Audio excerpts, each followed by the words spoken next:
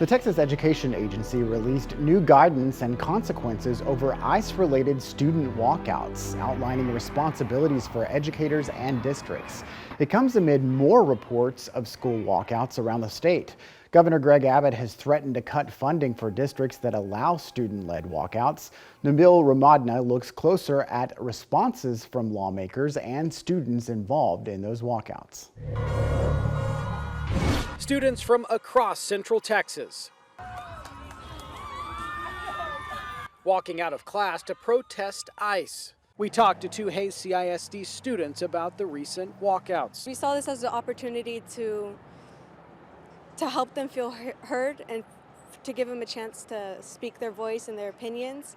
We just wanted to step up and share our opinion on it and tell people in our community that what they're doing is wrong. Governor Abbott posted on X following recent walkouts, saying, quote, "We are also looking into stripping the funding of schools that abandon their duty to teach our kids the curriculum required by law."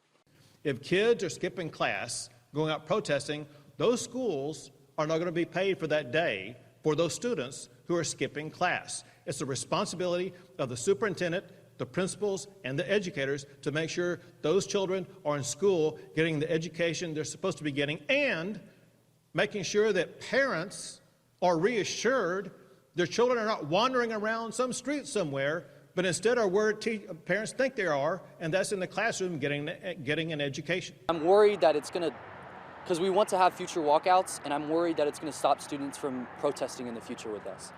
Congressman Lloyd Doggett says Texas public schools are already underfunded, and stripping funding from schools because of walkouts wouldn't serve teachers or students. He has so dramatically underfunded our schools that they cannot do as good a job as they would like to do. These students are rightfully concerned about the lawlessness of ICE. And I'm already hearing more reports of walkouts around the state. This video sent to us on Wednesday from Cedar Park High School.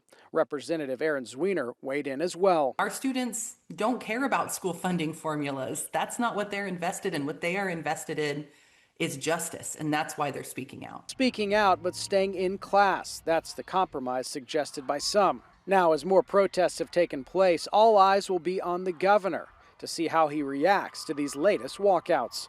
Schools are heeding the expectations laid down by the Texas Education Agency, and they're saying, listen, no more protests during school. It's time to return to what their core responsibility is, and that's to educate our kids. Nabil Remadna, State of Texas. The TEA says students who walk out must be marked absent and warned schools risk losing daily attendance funding if they encourage or allow students to walk out of class. That could have a significant impact. The state gives money to public schools based on their average daily attendance rate.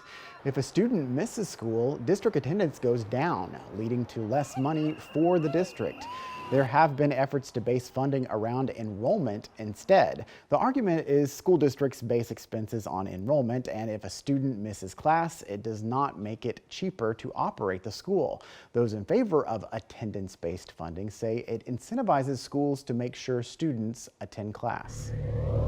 Tens of thousands of Texas students sign up for a chance to get money to pay for private school.